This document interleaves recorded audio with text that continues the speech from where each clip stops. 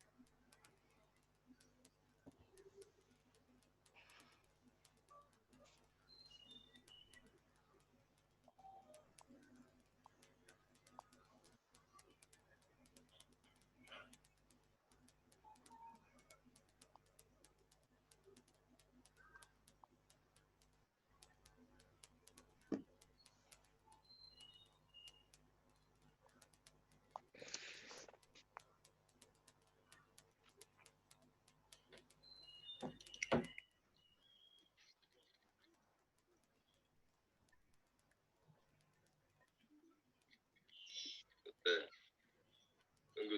Popcorn is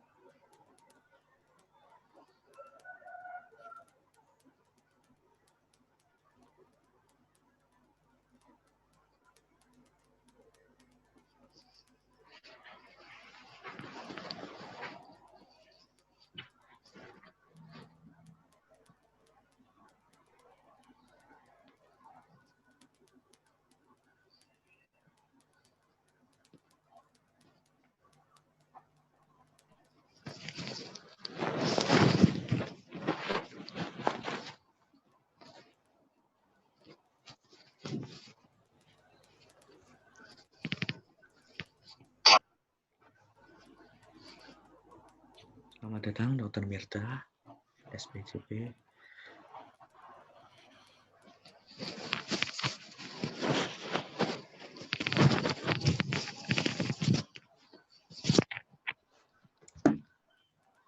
Ya, karena waktu sudah menunjukkan pukul 8.30, mari kita mulai laporan pagi pada pagi hari ini, Senin pagi.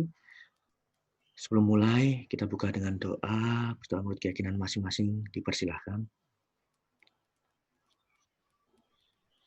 Cukup? Ya. Pada morning report IGD pagi hari ini akan disampaikan oleh Dr. Natali bersama dengan operator nanti yang akan mengadmit dan memute jika ada apa-apa Dr. Vira, dan saya sendiri moderator Dr. Afif. Yang pertama kita akan jelaskan dulu apa-apa saja yang sudah terjadi selama 1 minggu ini. Silakan Dr. Natali. Ya baik, Assalamualaikum warahmatullahi wabarakatuh. Selamat pagi untuk Dr. Mirta dan untuk dokter yang lainnya, teman sejawat yang lain sudah bergabung. Baik, pagi ini saya akan menjelaskan tentang rekapitulasi angka kematian di periode 11 Januari sampai 16 Januari nih dok, ini bukan 17. Nah, untuk yang angka kematian di periode tanggal 11 sampai tanggal 16 ini, untuk DOA di triase ada 1, untuk tanggal 12 tidak ada, di tanggal 13 DOA tidak ada, jadi untuk DOA di tanggal 11 sampai tanggal 16 itu jumlahnya cuma 1 di triase. Sedangkan untuk DOR-nya di triase di sini tanggal 11 ada 2, tanggal 12 ada 1, tanggal 13 ada 1, tanggal 14 ada 2. Di sini jumlah pasien yang DOA dan DOR pada tanggal 11 sampai tanggal 16 Januari totalnya adalah 7 pasien. Selanjutnya di sini untuk yang rekapitulasi pasien hidup di periode 11 Januari sampai dengan 16 Januari. Di sini ada yang tanggal 11 di Bangsal ada 3 pasien. Untuk yang di isolasi COVID ada 6, di HCU COVID ada 1, untuk NICU ada 1, dan untuk yang pasien rawat jalan di sini ada 16. Sedangkan di tanggal 12 bulan 1 di sini di Bangsal ada 5, di isolasi ada 3 pasien, yang rawat jalan ada 18 pasien. Sedangkan di tanggal 13 bulan Januari di sini yang di Bangsal ada 9, Bangsal isolasi COVID di sini ada 7, NICU ada 1, total pasien yang rawat jalan adalah 16. Sedangkan untuk tanggal 14 di sini pasien di Bangsal ada 3, pasien isolasi COVID di sini ada 8, dan di ICU di sini ada 1, total yang pasien rawat jalan ada 16. Untuk yang tanggal 15 di sini di Bangsal ada 4 pasien, di isolasi COVID 8 pasien, dan di HCU 2 pasien, total pasien rawat jalan ada 14. Untuk yang tanggal 16 di sini di Bangsal ada 1 pasien, isolasi COVID ada 9, total pasien rawat jalan ada 10. Jadi untuk total pasien yang di Bangsal dari tanggal 11 sampai tanggal 16 di sini jumlahnya ada 25. Dan di isolasi COVID di sini jumlahnya ada 41. Di HCU di sini ada 3 pasien jumlahnya, di NICU ada 2 pasien, dan di ICU di sini ada 1. Untuk total pasien rawat jalan di sini 86. Untuk total pasien IGD pada tanggal 11 sampai tanggal 16 Januari di sini ada 158 pasien. Untuk rekapitulasi yang per DPJP, dan di sini saya masukkan yang untuk gambarnya untuk dokter umum atau pasien cuma periksa aja. Di sini untuk yang opsin kosong, untuk yang paru-paru di sini ada 15%, untuk yang jantung di sini ada 4%, untuk interna di sini 23%, untuk yang saraf di sini 2%, untuk yang anak 7% dan bedah 3%. Sedangkan untuk pasien yang datang ke IGD rata-rata ke dokter umum atau cuma untuk periksa itu ada 46% dari jumlah seluruh pasien yang ada di tanggal 11 sampai tanggal 16 Januari. Baik, selanjutnya boleh saya masuk ke presentasi kasusnya. Jadi, ngapunten untuk Dokter Hendra sudah bergabung, dereng ya, Dok? Dereng itu. Oh. Ini langsung mau dimulai atau pripun, Dok? Nggih, mboten napa-napa. Baik. Jadi di sini untuk kasusnya cuma 1 karena kebetulan akhir-akhir ini pasiennya rata-rata cuma ya DM kayak gitu karena kita sudah pernah ngebahas di MR sebelum-sebelumnya. Nah, di sini kemarin ada observasi dyspnea et causa PPOK eksaserbasi akut dengan diagnosis banding asma akut, disertai dengan adanya hipertensi, suspek ACS, dan suspek COVID-19. Untuk dokter IGD pemeriksanya di sini ada Dokter Hafika dan Dokter Hanum. Untuk DPJP-nya Dokter Hendra Suti SPP MKes dan Dokter Mirta SPJP sebagai rubber untuk yang di hipertensinya sama suspek. Selamat datang Dokter Hendra, selamat datang. Silahkan dilanjutkan. Selamat datang Dokter Hendra. Matur nuwun, Dok. Iya, Dokter. Selanjutnya di sini untuk identitas pasien. Nah, di sini pasien namanya Tuan M, usianya 86 tahun, jenis kelamin laki-laki, agamanya Islam, alamatnya di daerah Colomadu Karanganyar, nomor RM 0633XX, pekerjaan itu pasien cuma di rumah aja sebenarnya. Terus untuk sukunya Jawa, status menikah, tanggal masuk ke RS tanggal 12 Januari 2021. Untuk keluhan utamanya di sini pasien sesak nafas. Nah, untuk keluhan sesak nafas itu waktu pasien datang di IGD RS UNS tanggal 12 Januari 2021, pasien ini mengeluhkan sesak. Nah, keluhan tersebut itu dirasakan memberat pada malam itu. Pasien juga mengatakan keluhannya disertai batuk berdahak. Nah, untuk dahaknya di sini kental dan berwarna kuning. Namun, untuk keluhan seperti demam, batuk disertai darah, mual muntah itu disangkal oleh pasien. Nah, pasien juga mengatakan di sini dadanya terasa ampek, cuman tidak menjalar sampai ke bahu. Untuk selain itu pasien juga mengeluhkan untuk keluhan batuk, sesak nafas ini dirasakan sudah kambuh-kambuhan. Cuman paling memberat beberapa hari ini pasien merasa kayak sesek banget seperti itu. Nah, sebelumnya pasien juga sudah datang untuk di tanggal 30 Desember itu sudah periksa ke IGD RS UNS. Terus kalau nggak salah pasien ini selama 1 bulan di bulan Desember itu ada 2 atau 3 kali datang ke IGD RS UNS karena keluhan sesaknya tersebut. Pasien juga merupakan seorang perokok aktif sejak usia muda. Untuk rokoknya itu biasanya per hari ini pasien bisa menghabiskan lebih dari 1 bungkus rokok, kadang juga bisa 2. Nah, biasanya lebih dari 16 batang rokok per hari. Untuk selain itu pasien juga sempat berhenti merokok cuma 1 tahun dari 1 tahun terakhir, cuman kadang-kadang masih merokok, misalnya nggak sesek kayak gitu, pasien masih sempat ngerokok kayak gitu. Kalau istirahat itu cuma ketika pas sakit aja. Nah, untuk pasien itu sejak 1 tahun yang lalu sudah pernah didiagnosis dengan PPOK dan pernah mondok di RSUP UNS pada bulan Juni 2020 dengan diagnosis PPOK eksaserbasi akut dengan hipertensi stage 2. Jadi pasiennya sudah pernah mondok. Setelah itu selesai mondok kayak sering mengeluhkan sesak-sesak kayak gitu, cuman pasien nggak mondok lagi. Untuk riwayat obat yang dikonsumsi pasien, di sini ada amlodipin, terus NAC, Cefixime, sama Symbicort. Untuk pasien sendiri sudah tidak bekerja dan tinggal bersama anak dan keluarganya yang lain. Untuk riwayat penyakit dahulu, keluhan serupa positif ada dari sejak setahun yang lalu, 2 tahun lalu untuk tahun ini. Terus untuk riwayat darah tinggi ada, untuk riwayat diabetes mellitus, kolesterol, sakit jantung, sakit ginjal disangkal oleh pasien. Untuk pemeriksaan fisik di sini keadaan umumnya komposmentis, untuk vital sign-nya tekanan darah 161/87, untuk heart rate-nya 103 kali per menit, untuk suhunya 35,9 derajat Celcius, untuk respirasinya 28 kali per menit, SpO2-nya 81% room air, kemudian mendapatkan oksigen 10 lpm NRM menjadi 99%. Untuk pemeriksaan fisiknya dari kepala dalam batas normal, tidak didapatkan napas kuping hidung. Untuk pemeriksaan toraksnya S1, S2 reguler, SDV menurun, untuk wheezing, RBH, RBK tidak negatif. Untuk abdomen, inspeksi untuk abdomennya dalam batas normal. Untuk ekstremitas akral teraba hangat, tidak dapatkan edem. Untuk pemeriksaan penuhnya di sini pertama kita lakukan EKG, pemeriksaan darah lengkap, GDS, kimia klinik, sama troponin I, terus dilakukan foto ronsen toraks. Untuk asesmennya di sini observasi dyspnea et causa PPOK eksaserbasi akut, diagnosis banding asma akut dan suspek COVID-19, hipertensi sama suspek ACS.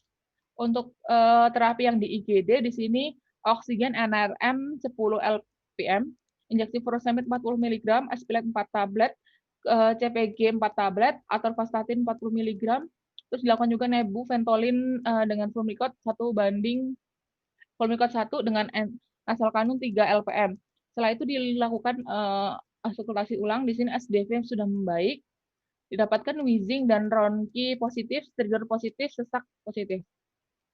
Selanjutnya dilakukan nebu lagi, Combifen dengan Pulmicort di sini, terus kemudian langsung konsul ke Dr. Hendras, spesialis paru. Untuk dari Dr. Hendras di sini advisnya infus NS 0,9%, 20 TPM, oksigen 5 lpm nasal kanul, nebu ventolin plus Pulmicort per 8 jam, syring pump aminofilin 8 cc plus NS 0,9%, 42 cc dengan kecepatan 6 cc per jam. Untuk injeksinya ciprofloxacin 200 per 12 jam, 12 mg per 12 jam. Kemudian injeksi ranitidin 1 ampul per 12 jam, injeksi CA glukonas 1 ampul per 24 jam selama 3 hari, dan obat tabletnya NAC 3 kali 1. Kemudian konsul jantung dengan CPC-nya. Untuk konsul jantung, akses dari Dr. Mita, di sini dapat amlodipin 10 mg 1 kali 1. Selanjutnya di sini untuk hasil EKG-nya, di sini ada sinus takikardi, heart rate-nya 129 bpm, Q patologis di inferior, dan ST elevasi di lead 2/3, dan ST depresi di V1 sama V3. Untuk hasil lab-nya di sini HB-nya 12,9, MPV-nya 8,8, terus kemudian untuk limfositnya 5,2, neutrofilnya 88,9, NLR-nya 17,49, ALC-nya 410, untuk HFLC-nya 0,1, ureumnya 46,0, kreatininnya 0,48, dan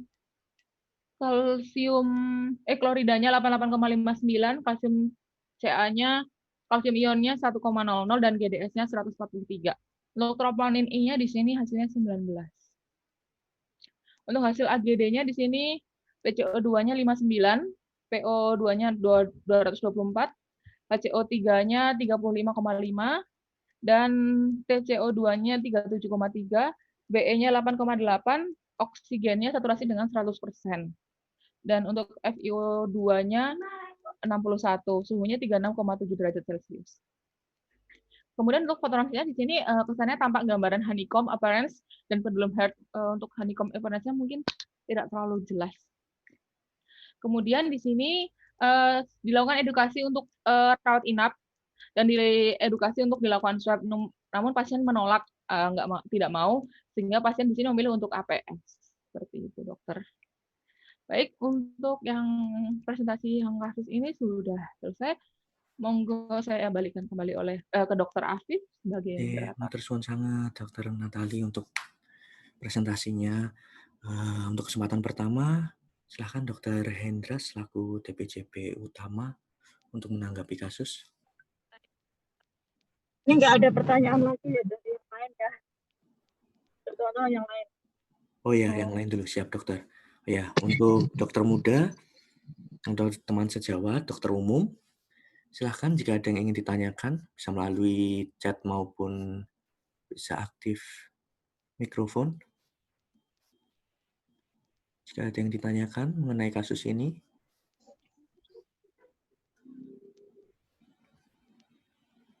Mohon maaf, izin Ya, mau silakan bertanya, Marwa dokter. Tunesa. J. Perkenalkan dokter, saya dokter muda stas integrasi. Izin bertanya, pada kasus ini, pada pasien didiagnosis dengan dyspnea et causa PPOK eksaserbasi akut, dokter.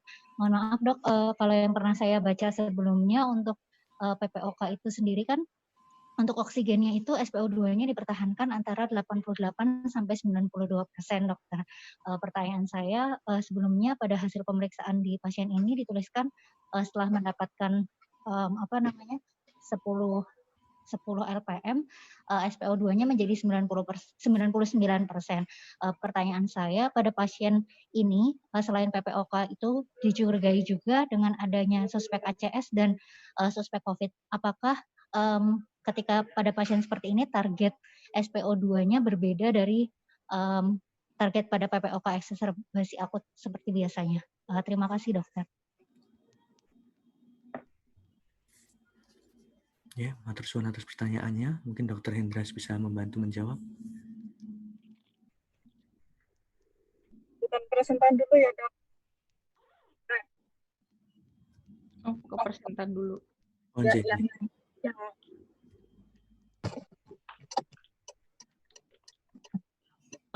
Kalau ke yang ini dulu mungkin waktu yang di IGD-nya, karena kan Dokter Hanum atau Dokter Hafika. Soalnya kan untuk yang pas di IGD-nya beliau, Dokter Hanum atau Dokter Hafika, mungkin bisa menyampaikan dari untuk pendapat di pasien ini. Belum ada di sini dua-duanya. belum ada. Ada ronsennya nggak dok? Maaf. Ada dokter.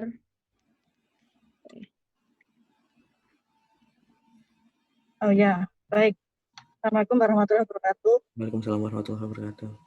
Ya, ini memang pasien dengan riwayat PPOK eksaserbasi akut ya dok. Iya dokter. Nah, cuma saat sebaiknya untuk kasus-kasus seperti ini memang ini untuk diagnosis sudah lumayan karena di DD ya. Kenapa harus ada diferensial diagnosis? Karena pasien ini belum kemungkinan ya mungkin belum ditanyakan, belum pernah menjalani spirometri. Sepertinya kalau saya baca, saya lihat di status lamanya kayaknya belum dok. Ya, jadi memang harus dibuat DD. Ya, kita pertama kali dari anamnesis dan pemeriksaan fisik ketemunya apa dulu. Kalau PPOK memang riwayat sesaknya sebetulnya sudah lama ya, kambuh-kambuhan dan memberat di beberapa waktu terakhir.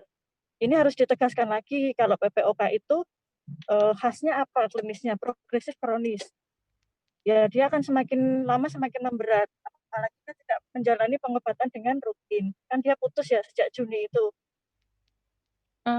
Kalau saya lihat di RM-nya itu dok, pasien tuh kayak kontrol ya udah kalau misalnya ada keluhan kayak gitu, cuman Ya, emang ada PRB-nya ya. dok. Jadi memang untuk lokalnya sendiri sebetulnya perlu kita cari lagi, perlu kita tegakkan lagi seperti itu ya. Terus kalau untuk asma ya sebaiknya ini karena ada dokter muda juga di sini ya, sekalian mungkin saya sedikit sharing untuk anamnesis. Seharusnya untuk kita kemungkinan DD yang lain itu juga disebutkan anamnesisnya seperti apa. Kalau untuk paru ya obstruksi itu kan DD-nya masih banyak ya, dari epidemiologi insiden misalnya kita PPOK dulu, oh DD-nya asma. Berarti mungkin sesak yang dicetuskan oleh alergen atau pencetus juga dijelaskan di situ, dimasukkan dalam anamnesis. Ya, jadi nanti oh ternyata saya milih PPOK dulu. Kenapa? Karena memang dia tidak ada faktor alergi misalnya. Itu hal kecilnya seperti itu. Seperti itu ya dok ya. Terus kemarin pas saya dilapori untuk kasus ini maju ada diagnosis suspek pneumonia. Oh iya dok, awalnya itu kan Miu mau disuspekkan ke pneumonia karena ada swab ya dok ya, suspek pneumonia atau suspek COVID, akhirnya ditulisin sama dokter Hanum waktu saya chat suspek COVID aja, soalnya kalau untuk gambaran pneumonia nggak ada. Oh, ini terlepas dari COVID ya, dari COVID, pneumonia itu tidak bisa suspek. Oh iya dok. Ya, pneumonia. Kalau dulu sebelum ada COVID kita lebih yakin bakterial misalnya. Jadi pneumonia adalah infeksi saluran nafas bawah atau alveoli yang disebabkan oleh beberapa hal ya, seperti bakteri, virus, jamur, dan pneumonitis misalnya zat kimia. Ya, jadi begitu kita dokter menegakkan pneumonia itu ada dasarnya. Pertama adalah anamnesis klinis dari pasien dan pemeriksaan fisik. Anamnesisnya misalnya ketemu klinisnya ketemu sesak nafas, batuk, virulensi dahak. Misalnya demam, tidak harus semua misalnya ya, didukung dengan pemeriksaan kejang.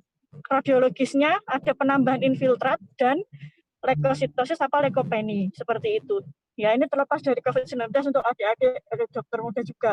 Begitu kita menegakkan pneumonia, kita langsung menulis pneumonia.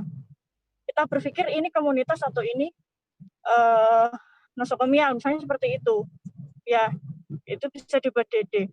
Nah, kita sudah punya kultur, boleh kita kultur sputum. Oh, ternyata ketemunya bakteri Pseudomonas, berarti pneumonia bakterial, seperti itu. Ya, jadi jangan suspek, maksud saya seperti itu. Ya, nah, kenapa kok ini saya setuju karena saat ini pandemi, meskipun ini dia tidak pernah keluar rumah, kita tidak tahu mungkin keluarganya yang masih muda, dia ke warung beli apa, tidak pakai masker apa. Ya, apalagi kita akan melakukan nebulisasi, ini aerosol sekali, jadi sebaiknya memang suspek COVID. Ya, suspek COVID sendiri manifestasinya tidak harus pneumonia. Dia tergantung mentoknya di mana. Saluran nafas atas, bronkus menjadi bronkitis, radang paru menjadi pneumonia. Jadi beberapa kasus bronkitis saja sudah sering sekali ya. Sering sekali dia positif COVID-19. Seperti itu. Ya, perkara tadi ditanya tentang oksigenasi. Mohon dibuka AGD-nya, Dok. Kebetulan ini sudah ada AGD-nya. AGD-nya bacaannya apa, dokter?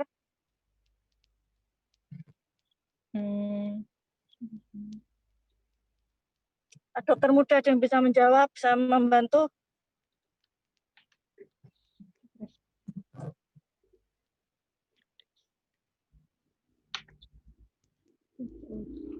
Kita cut off-nya kalau untuk pH itu 7,4, di bawah itu berarti dia asidosis. Ya, PCO2 itu di atas 45, tapi kita bisa pakai 40 ya. Ini maksudnya saya hitungannya waktu saya residen ya. Jadi di atas 45 itu berarti respiratorik, asidosis respiratorik. Ini khas sekali kalau kebetulan pasien yang ada PPOK ya sudah, ini khas untuk PPOK.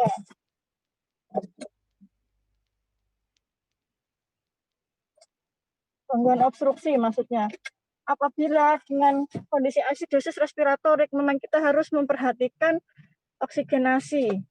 oksigen yang kita berikan jangan sampai lebih dari yang dibutuhkan, karena nanti terjadi retensi CO2, trapping. Ya, seperti itu. Jadi seharusnya dokter jaga bisa menghitung kebutuhan oksigen pasien karena sudah dilakukan AGD. Kadang buat apa dilakukan AGD tapi tidak dikoreksi.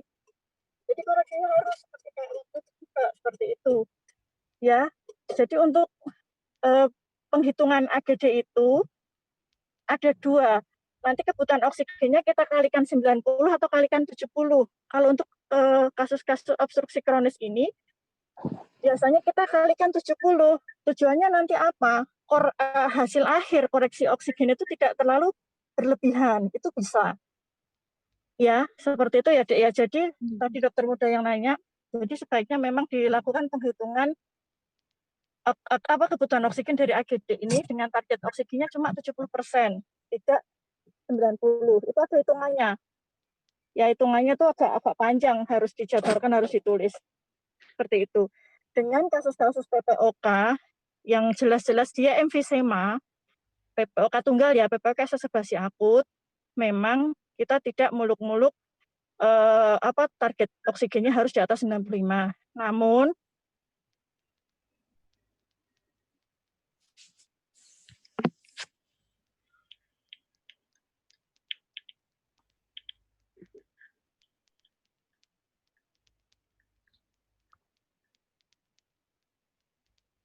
pneumonia COVID plus PPOK sudah mengalami perbaikan lah.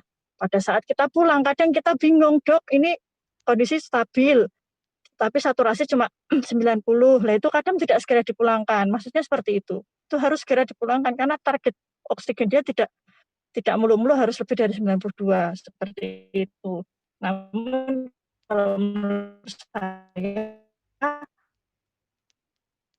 pada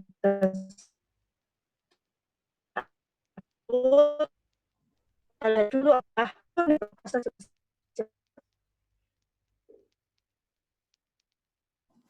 Maaf, Dokter Indra, terputus-putus. Yang terakhir.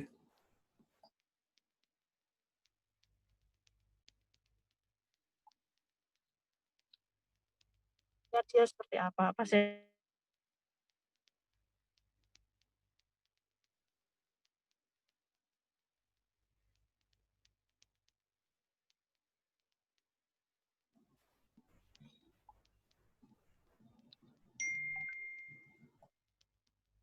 Hitungnya masih sulit ini sama dokter jaga. Lah ini kan kebutuhan oksigennya 10 liter ya, Dok, ya di sini ya. Enggak, Dok. Kemarin Ya, pertama saya tolong dihafalkan FiO2 ini loh. FiO2 ini adalah oksigen ambil 61. Ini sekitar 10%, 10 liter. Dengan 10 liter PO2-nya 224, padahal targetnya cuma 80. Berarti ini kelebihan sekali. Langsung diturunkan saja. Harusnya ada hitungannya. Tapi misalnya kita, wah hitungannya gimana, repot apa, ya udah diturunkan. Tidak mungkin dipertahankan di 10 liter. Nanti trapping, CO2-nya akan naik terus nanti. Ya. Sama diperhatikan pasien tersebut pernafasannya bagaimana? Apakah dia ekspirasi memanjang? Kalau dia ekspirasi memanjang benar-benar CO2 trapping ya harus hati-hati ya. Harus cepat dikeluarkan dengan nebulizer, dengan aminofilin seperti itu. Bahkan nanti kalau dia gelisah apa ya pakai NIV.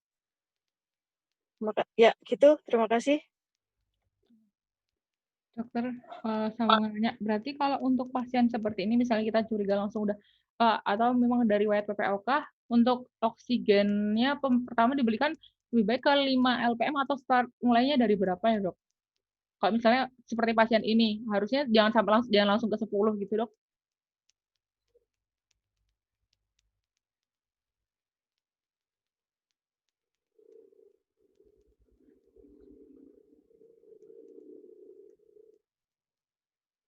Halo? Anestesi yang menjawab, Pak, menambahkan atau TS yang lain. Oh, gitu. Ya. Ya memang targetnya pada saat kita tidak tahu pasien itu datang dengan sakit apa, itu bisa di atas 95. Maksud saya memang gitu, di atas 90, 95. Apalagi kalau COVID ini memang di atas 95. Seperti itu yang pertama ya. Yang kedua, kita lihat pattern-nya. Kalau dia kelainan obstruksi, Ya kadang kan bising itu tidak harus punya obstruksi, tidak harus punya paru, bisa juga restriksi, misalnya ADHF itu juga pernah saya menemui bising. Itu kan pola nafasnya berbeda. Kalau PPOK dia ekspirasi memanjang, ya ekspirasi memanjang, terus bising ekspirasi. Tapi kalau dia bisingnya itu restriksi pendek, pikirkan kemungkinan naik paru ya, tolong maksudnya ini juga klinis ya, semakin banyak kasus mungkin semakin terampil nanti gawat gitu. Jadi begitu, oh ini kok ekspirasi memanjang, ya sudah nanti kita turunkan pelan-pelan. Pilihannya kalau dengan 5 liter nasal kanul itu tidak naik, NRM dulu, non rebreathing mask. Jadi harapannya kalau memang ini satu PPOK, CO2 yang keluar tidak bisa balik ke paru-paru pasien, tidak menyebabkan retensi. Ya kalau ada AGD di AGD, cuma memang nanti kalau teman-teman dan adik-adik di sini bekerja, tidak semua rumah sakit tipe C punya AGD seperti rumah sakit UNS. Ya, jadi seperti itu. Baik, dokter.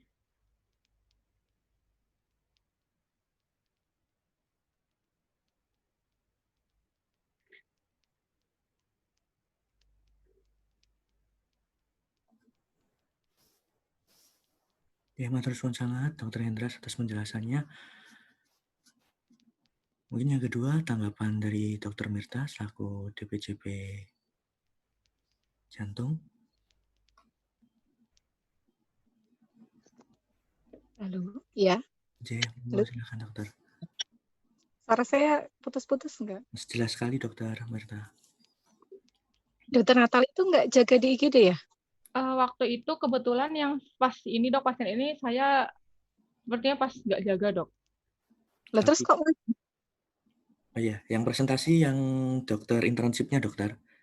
Oh enggak, maksudnya enggak tahu tapi kok maju gitu loh. Jadi kan kesannya ditanya tuh dilempar-lempar gitu loh.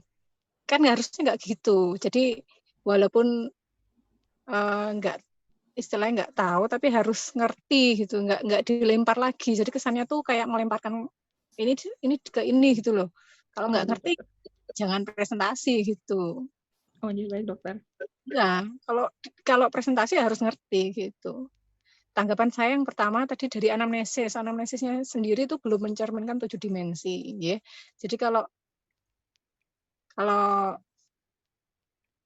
ya koas ya itu selalu kita menekankan ujian tuh 7 dimensi. Tadi dari situ dari anamnesis sebenarnya sudah ada gambaran arahnya itu kemana.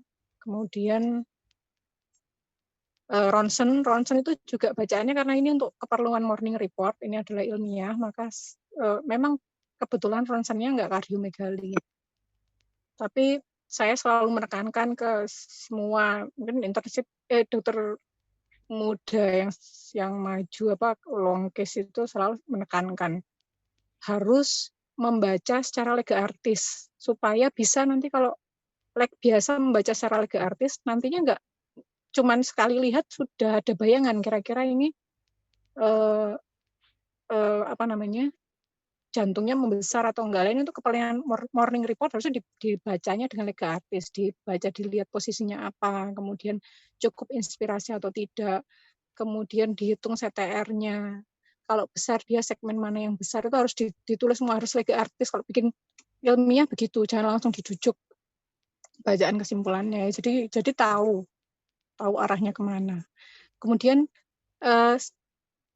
diagnosisnya kemarin saya di WA suspek ACS, saya ingat-ingat ini pasien yang mana itu saya nggak ingat karena saya nggak dikirimi troponinnya, saya nggak dikirimi, saya nggak tahu hasil troponinnya.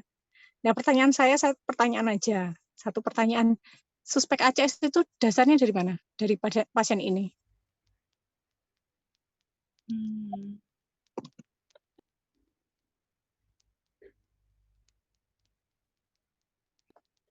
Nggak apa-apa. Saya nggak dikirimi, nggak apa-apa. Itu ada tulisan troponin 19. Di pertanyaannya sekarang, kecurigaan ACS itu dasarnya dari mana pada pasien ini? Gitu.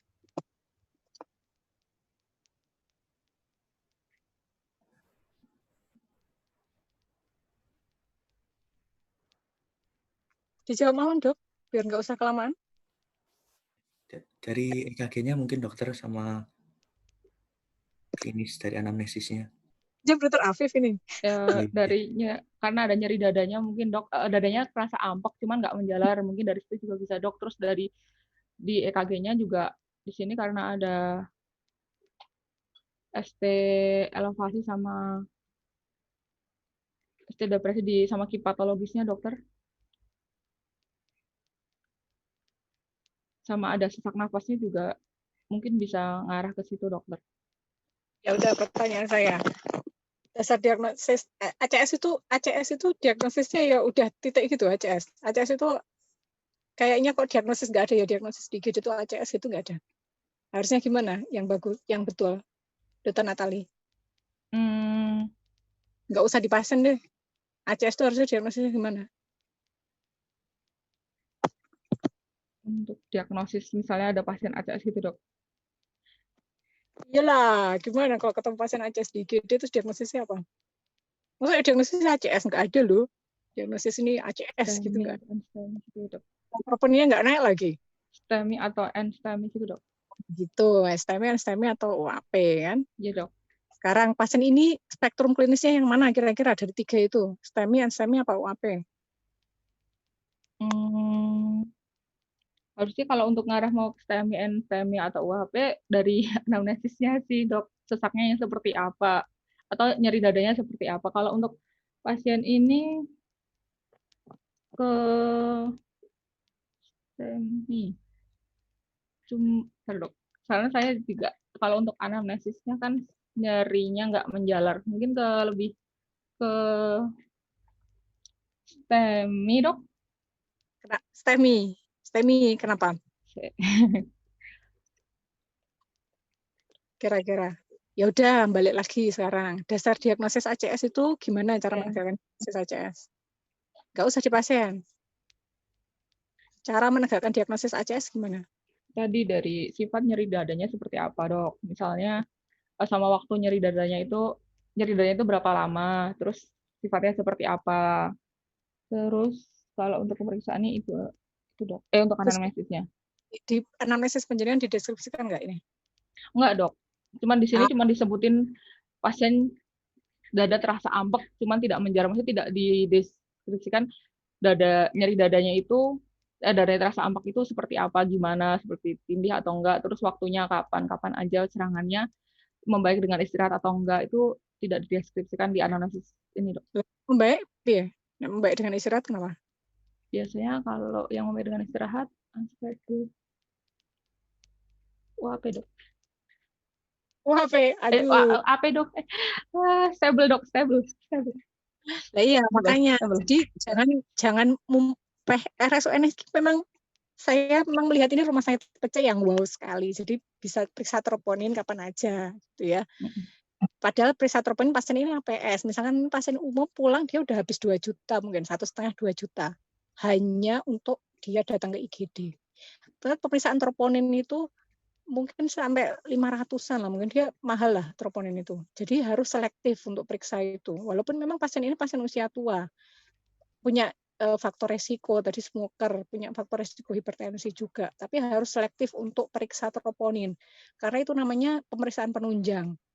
Diagnosis itu tidak dibuat dari pemeriksaan penunjang. Ya, jadi bukan kalau saya bingung, kemudian saya cek troponin,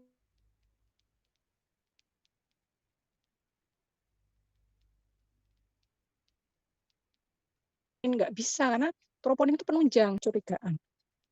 Dia harusnya digali lagi. Belum menutup kemungkinan ya, jadi belum menutup kemungkinan memang mungkin ACS ya mungkin bisa jadi pasien ini ACS bisa aja. Harus digali Dokter lagi Mirta. kapan dia mau nyeri. Dokter Mirta. Ya. Ini periksa troponinnya jadi bukan asesmen dari Dokter Mirta nih. Bukan. Nggak tahu ya. Nah, waktu itu saya sempat sampaikan juga, jadi untuk pemeriksaan yang mahal, karena kan kita kendali mutu dan kendali biaya. Oke, kendali mutu, tapi kan kendali biaya itu karena DPJP itu kan ada pemikiran, ada menegakkan diagnosa dengan beberapa pemeriksaan, ada pemeriksaan yang juga tidak perlu gitu. Untuk yang sorry lanjut lagi. Siap. Jadi ini saya memang sebetulnya kadang tuh saya dapat laporan itu tahu-tahu udah ada troponinnya. Jadi misalkan pasien nyeri perut, ternyata nyeri tekan, ini pasien masih ada di bangsal itu real. Jadi ada pasien nyeri perut, nyeri tekan di hipokondriaka dextra. Itu USG-nya kolelitiasis. Itu ada troponinnya 300 gitu. Saya mau nggak mau saya terima. Pasiennya 300, troponin 300, ya sudah. Mau nggak mau saya terima. Tapi menurut saya juga harus selektif. Jadi nggak semuanya misalkan nyeri perut, nyeri dada itu harus selektif, betul-betul selektif dipilih. Jadi kalau nanti sekolah di residen tuh bisa jadi case, misalnya jadi kasus pasien-pasien seperti ini, misalnya menuntut saya baru nyampe IGD, baru dirawat, saya kok habis 2 juta, itu bisa, dia protes bisa. Jadi jangan terus jor-joran, begitu ada troponin, boleh periksa troponin, boleh periksa ini. Jangan jor-joran gitu. Nah ini kalau saya tetap dari klinik, jadi kalau memang nggak curiga, ya jangan periksa troponin, karena malah akan membingungkan, nantinya bingung. Seperti pada pasien ini, akhirnya bingung kan, jadi ini sesuai PPOK pas ACS gitu. Bingung kan, akhirnya bingung, troponin keluar 19 normal, terus udah dikasih loading, akhirnya saya juga nggak ke arah sana sih, jadi saya nggak ngasih terapi itu, gitu ya. Jadi harus diperhatikan, jadi harus dari anamnesis itu harus sudah ada kecurigaan, jangan apalagi yang UAP itu ya, UAP kadang-kadang memang untung-untungan kadang-kadang begitu, ngecek klinisnya nggak jelas, nyeri dada nggak jelas, bingung, dicek ternyata troponinnya naik tinggi. Nah, itu namanya untung-untungan. Nah, gitu ada kasus seperti itu ada, tapi banyak juga yang dicek terus ternyata troponinnya kurang dari berapa atau normal gitu ya. Jam terbang kalau itu dok, bukan untung-untungan. Jam terbang, feeling. Ya, biasanya saya tanya ya ke pasien datang malam-malam itu, saya tanya biasanya, kenapa pasien katanya nyeri dadanya 3 hari, kenapa pasien baru datang jam 2 malam? Pasti ada sesuatu gitu ya. Jadi itu harus diperhatikan, pasien itu datang jam 2 malam itu enggak karena dia suka-suka mau datang jam 2 malam, enggak, pasti ada sesuatu. Ya, jadi pasien ini juga saya kurang setuju kalau ACS ya, kurang setuju ACS. Ada patologis tadi di lead berapa ya, 3 AFF ya, oke.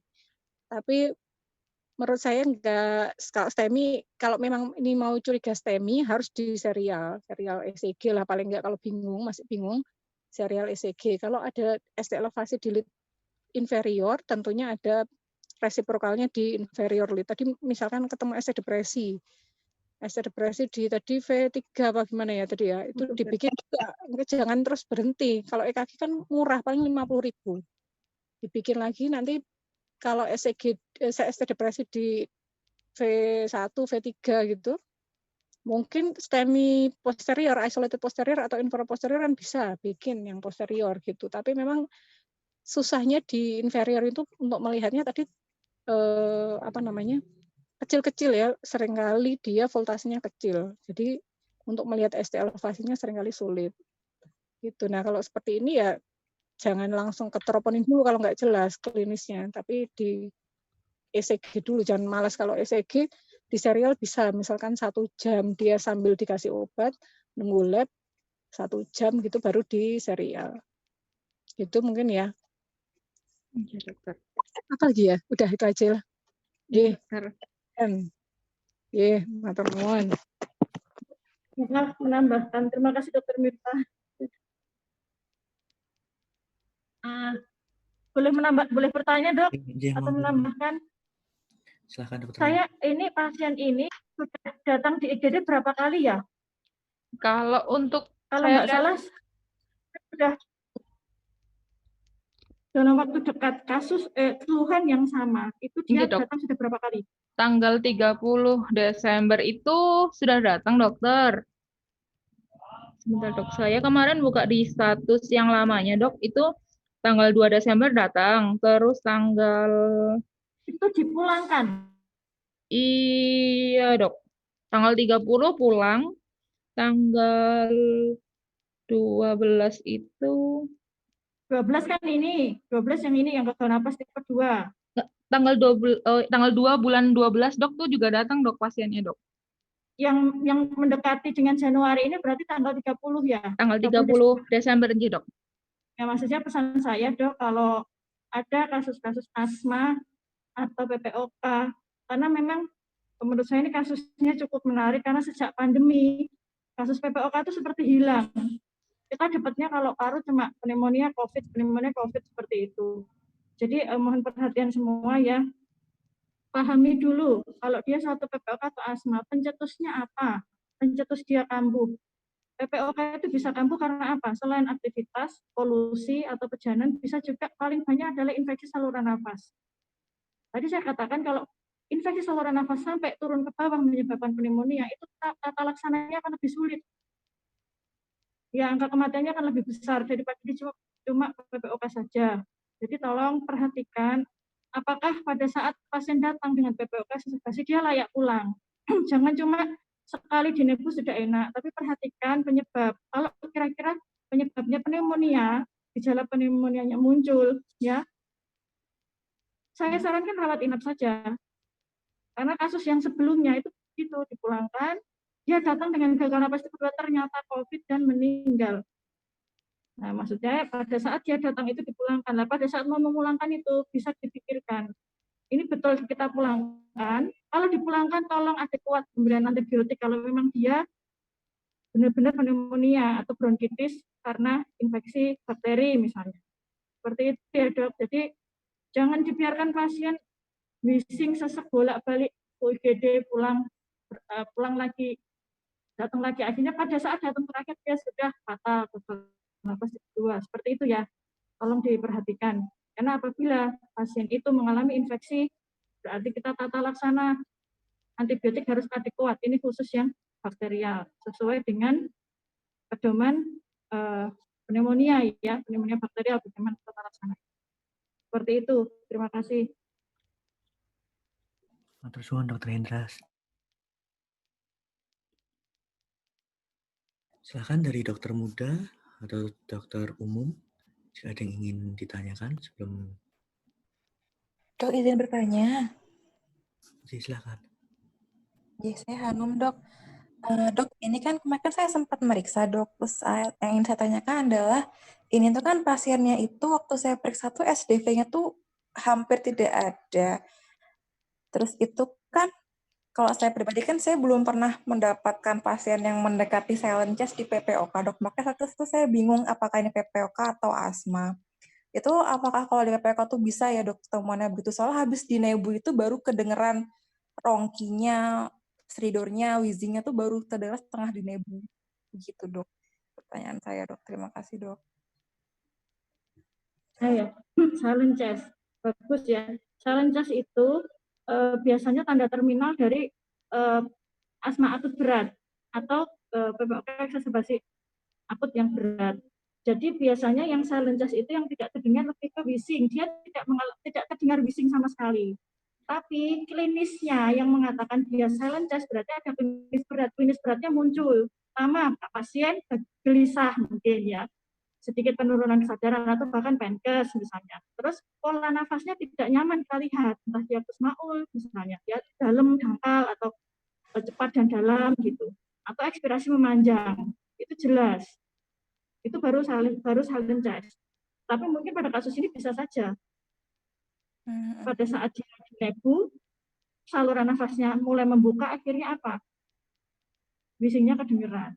Makanya dari pertama kali dia bagaimana? Karena memang kebetulan pasien ini gagal napas kedua. Meskipun CO2-nya belum begitu naik. Itu ya, jadi kita mikirnya kalau silent chest itu mestinya sudah berat.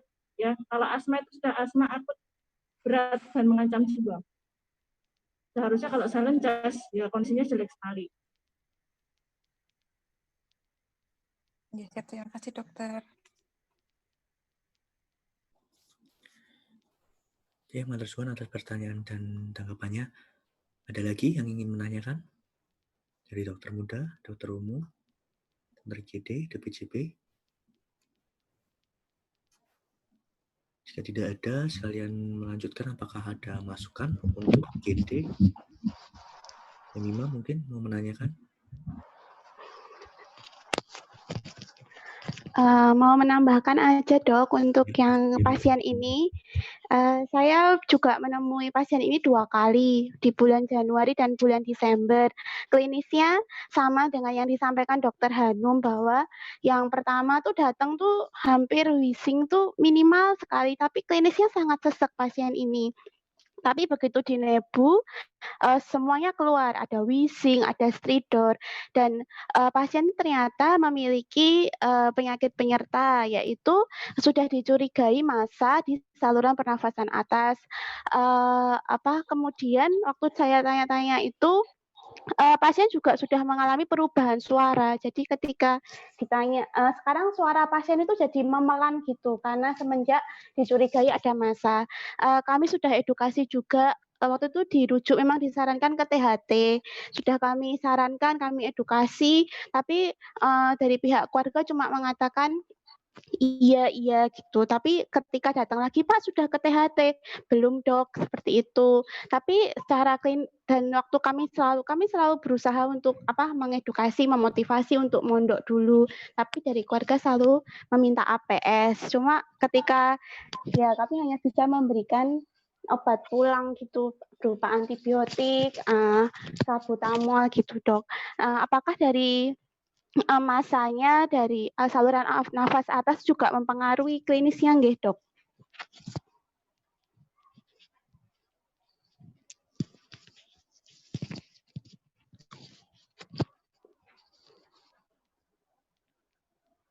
Ada suaranya ya.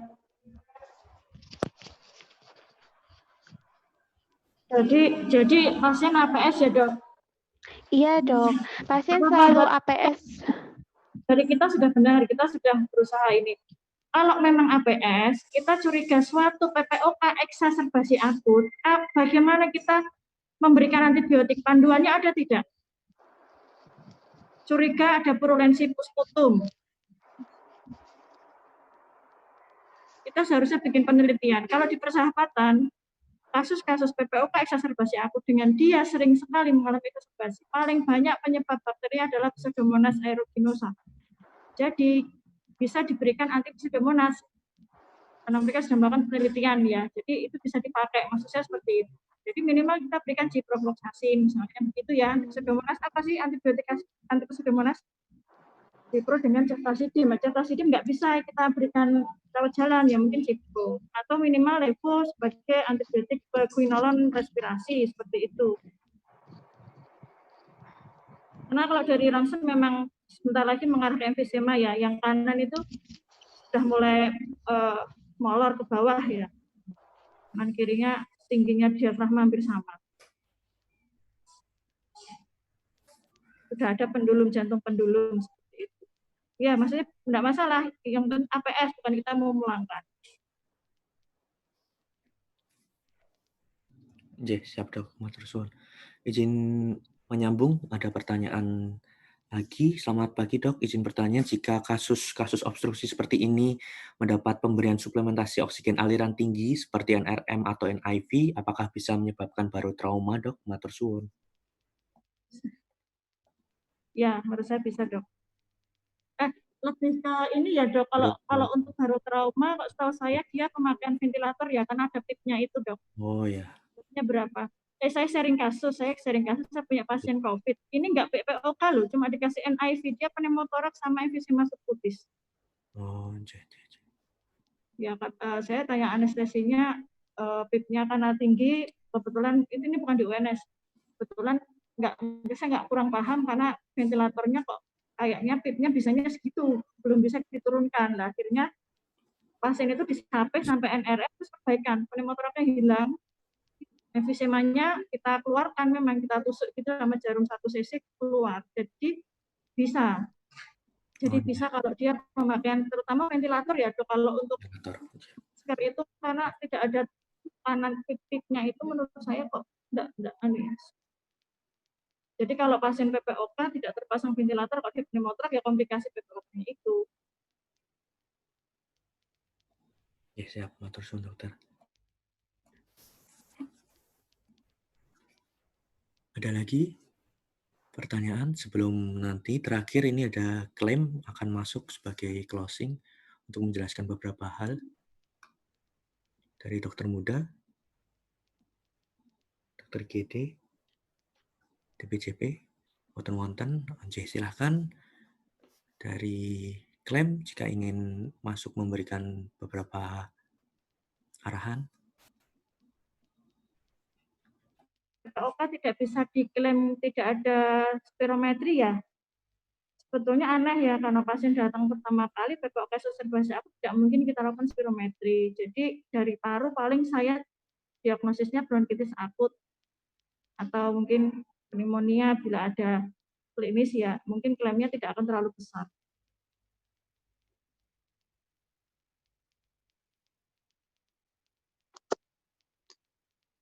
Cek, bismillah. Ya, sampun dokter. Ya, nggih. Saya Satria mewakili dari klaim nggih. Ya. Menanggapi sebenarnya, nggih, dokter memang leres memang kalau untuk PPOK memang harus ada spirometrinya, dokter. Terutama untuk yang rawat inap memang selama periode dirawat inapnya itu memang harus ada, dokter. Ya, itu memang sudah ketentuan dari BPJS seperti itu, dokter. Nggih, untuk ya ini sekalian untuk masukan untuk IGD juga nggih, teman-teman GP di IGD, mengingatkan kembali bahwa kita memiliki aturan yang jelas untuk mengenai screening COVID pasien nggih. Sudah ada di lembar RM yang terbaru itu, yang menekankan lagi bahwa untuk pasien-pasien yang dirawat inap di ruang bangsal isolasi COVID adalah harus memenuhi kriteria suspek minimal sedang. Kriteria suspek minimal sedang itu harus ada minimal sesak. Ya, minimal sesak. Batuk, sesak seperti itu. Ya, sesuai dengan kriteria pneumonia yang kriteria sedang atau berat. Jadi memang minimal harus ada sesak. Dan nyun sewu, saya masih banyak menemui di lantai 5 atau di lantai 7 memang masih banyak tertulis di situ suspek sedang tetapi tidak ada sesaknya. Mungkin dilingkari sesak tapi RR-nya 20. Kan itu tidak sinkron. Mohon sekali lagi diperhatikan, disinkronkan. Ya, dari klaim sebenarnya tidak istilahnya tidak merubah atau mencampuri urusan di bagian klinis nggih, yang saya seperti itu, tetapi ya mohon apabila ada sesak ya disesuaikan, misalkan RR-nya lebih dari 22 misalkan. Kemudian ketika ada sesak jangan lupa diberikan terapi oksigen. Kemudian untuk yang selain daripada itu, misalkan ada rapid antigen atau rapid antibody, untuk sampai saat ini memang masih merujuk pada flowchart yang sudah dirilis sebelum-sebelumnya. Jadi flowchart yang sudah ada itu mohon disesuaikan dengan itu terlebih dahulu.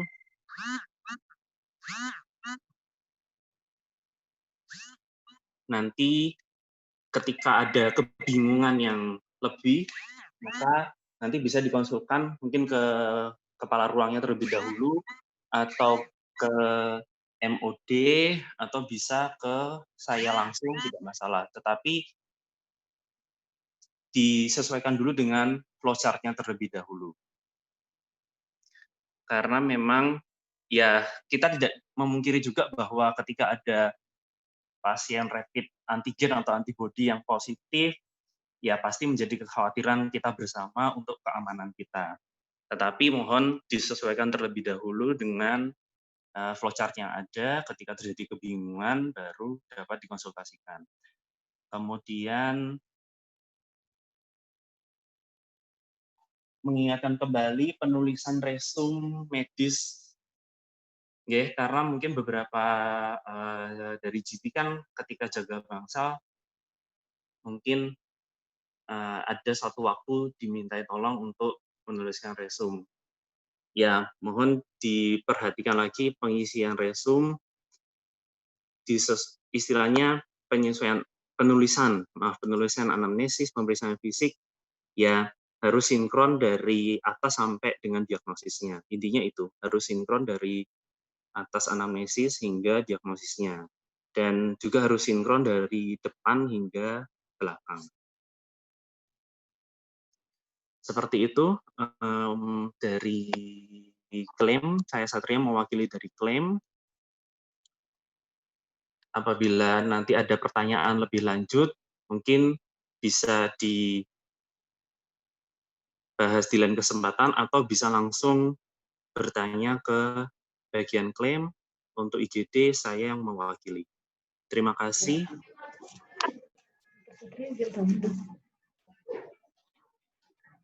Kalau misalnya kita di waktu menulis resum, tapi ini kan pasiennya suspek COVID, gejala sedang.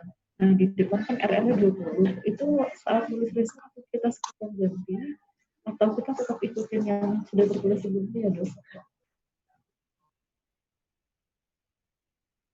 Ya, Dr. Fitri, itu ya memang tadi saya bilang bahwa penulisan resum memang harus sinkron. Ketika di diagnosisnya ada suspek COVID, ya tentunya di atas memang harus sinkron. Pastinya kan penulisan TTV tidak hanya satu kali, nggih. Mesti kan beberapa kali, dan banyak orang yang menulis baik dari IGD sampai dengan terakhir pasien itu dirawat. Ya memang istilahnya memang harusnya dari awal, karena kan resum itu merangkum keseluruhan dari selama periode pasien itu dirawat. Terkait klaim tadi, Dok, maksudnya kan saya banyak mengenal juga, Dok, maksudnya RR-nya dia kan gejala sedang, RR-nya kan harusnya memang kalau sesak terlihat sesak ya, Dok, di atas 30 kalau sesuai kriteria, tapi masih tertulisnya 20. Itu satu resum atau sekalian kita ganti atau tetap saja kita tulisnya 20 gitu untuk yang suspek COVID gejala sedang.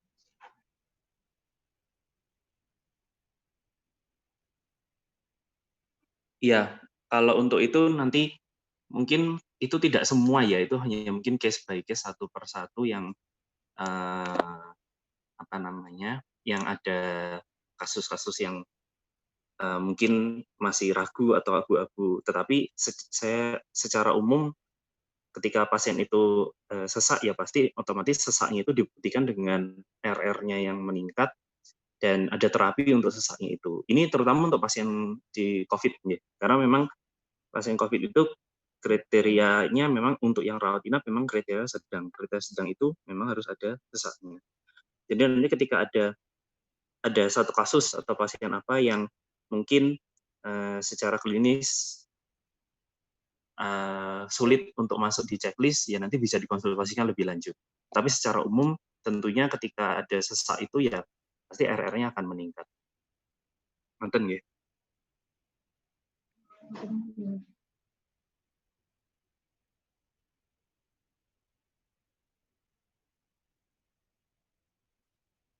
Sampun, saya kembalikan ke Dr. Afif. Ya, matur suwun Dr. Satria atas penjelasannya. Mohon dapat jadi perhatian. Nanti sekalian dibantu oleh Dr. Natali untuk membuat notulensinya hari ini, apa aja kesimpulannya, sehingga nanti bisa dibaca-baca baik yang sampun hadir untuk mengulang dan yang belum dapat hadir. Demikian pertemuan hari ini. Sebelumnya, buat ada yang menanyakan lagi. Sebentar, ini PR-nya jadi apa pertemuan sekarang nih? PR apanya, Dok? Ya, merasa punya PR nggak dari pertemuan ini? Oh, merasa. Yang harus kita pelajari bersama. Ini yang presentan, mana presentan? Tadi dari pemaparan Dr. Hendras, pemaparan Dr. Mirta, untuk kita semua, ada PR nggak yang harus kita pelajari? Take home. Dok. Ya, apa aja kira-kira buat kita pulang jadi belajar kita? Banyak, Dok. Pertama dari anamnesisnya, Dok, pas ya kita yang ketemu pasien di anamnesisnya, Dok, mungkin lebih bisa diperdalam untuk mengarahkan nanti ke diagnosisnya kemana. Terus juga untuk pemeriksaan. Jangan terlalu umum, kalau gitu kita semua sudah tahu. Yang pemeriksaannya, Dok. apanya Tadi gitu. yang urgent seperti pemeriksaan troponin itu harusnya konsul terlebih dahulu ke DPJP, perlu dilakukan atau enggak terkait dengan pembiayaan tersebut, dokter. Terus, Ya udah 2 kali kasus troponin terus. iya dok. Terus, apa tadi? Terapi oksigennya. Ya. Untuk terapi oksigennya dok. Jadi untuk pasien-pasien yang karena kebetulan karena kita lagi COVID seperti ini, lagi pandemik seperti ini, jadi untuk pemberian oksigen mungkin perlu ini ya dok, diperhatikan juga. Ya harus belajar AGD lagi. Iya dok. Pasti sudah pada ngerti, tapi ya kadang-kadang kan kita memang ada fitfall. Terus.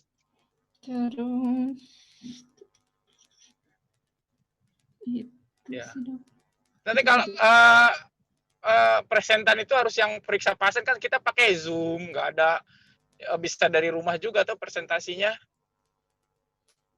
Jadi supaya nanti kan benar-benar terasa waktu itu kondisinya bagaimana. Nih kalau memang ada yang harus dikonfirmasi dari DPJP gitu.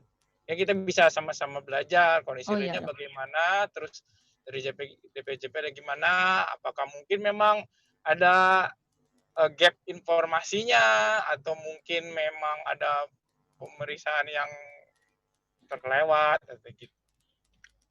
Ya saya itu aja. Matur suwun sangat Dr. Andri.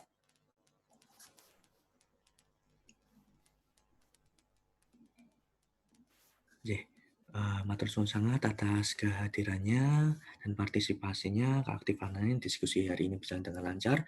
Mari kita tutup dengan doa menurut kepercayaan masing-masing. Doa dipersilahkan.